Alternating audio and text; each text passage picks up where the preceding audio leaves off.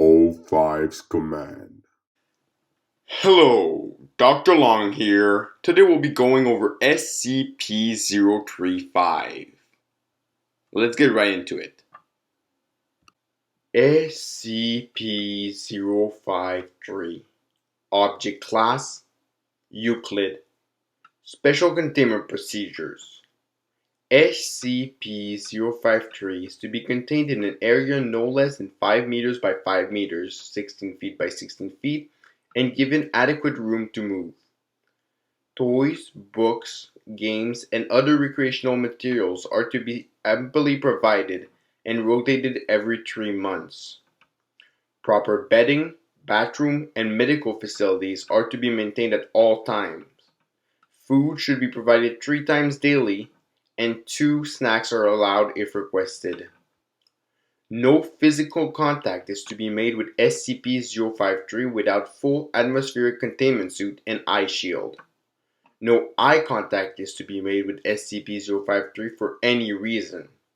Any object given to personnel by SCP-053 may be removed, but must be given to quarantine for examination. Only one member of personnel may be present in the room at any given time, and must be secured by a safety line and steel cable. All personnel must be removed from SCP-053's containment chamber within 10 minutes of entering. Any personnel who begins to act erratically, scream, or attempt to grab SCP-053 are to be removed and quarantined. Any personnel attempting to remove their suit are also to be removed and quarantined.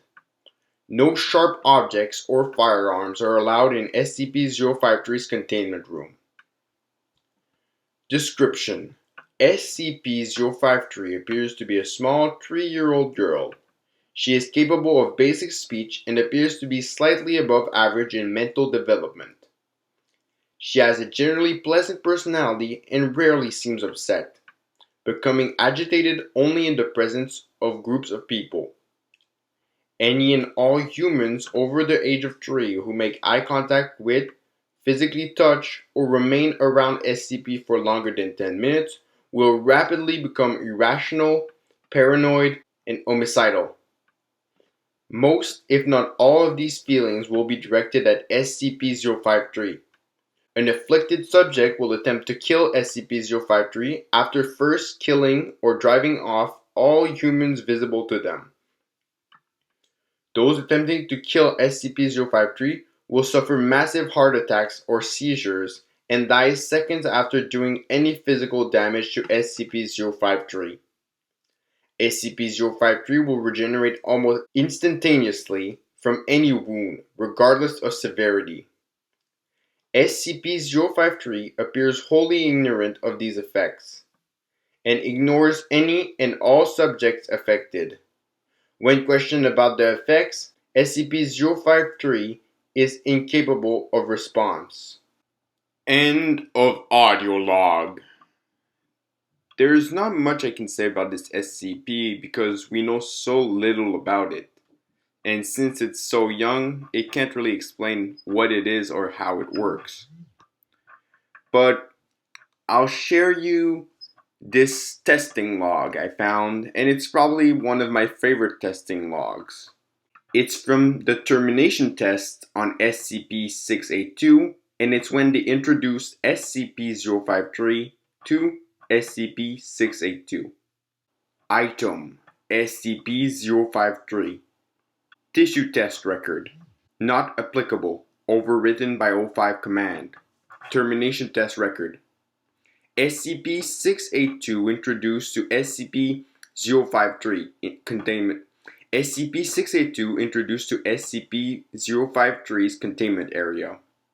SCP-682 appears to be very confused and shows no signs of being affected by SCP-053. SCP-053 appears to be afraid of SCP-682 and hides behind the chair in her containment area. SCP-682 lowers itself to the ground, resting its head on the floor. SCP-053 approaches SCP-682, and after several seconds of hesitation, briefly touches SCP-682 before rapidly returning to her hiding place. SCP-682 does not react in any way. SCP-053 approaches SCP-682 and pats its head, causing it to exhale through its forward nostrils. SCP-053 claps and hops in place several times before embracing the head of SCP-682. For the remainder of the testing period, SCP-682 appears to be in a very docile state, with only 2 lower-level escape attempts being made. SCP-053 is observed to bring toys and other items to SCP-682 and make several drawings on its forward carapace with crayons. Staff entering at the end of the test phase are immediately attacked by SCP-682, resulting in 2 deaths and 5 injuries. SCP-682 contained and moved to separate containment unit. SCP-053 observed crying for several minutes after SCP-682 is removed. Notes: the reaction of SCP-682 is notable for several reasons. First, it is one of the few incidents where SCP-682 has come into contact with biological tissue and not entered a rage state. Second, it has raised questions as to the physical makeup and composition of SCP-053 in regard to the lack of response of SCP-682. Third, it has provided a possible solution to long-term containment. However, approval for mutual containment of 2 highly dangerous SCP items in a single containment unit is not likely. Really makes you wonder. Either 053 is not human, or at least not biological, or 682 knew not to attack 053 in any way for some reason.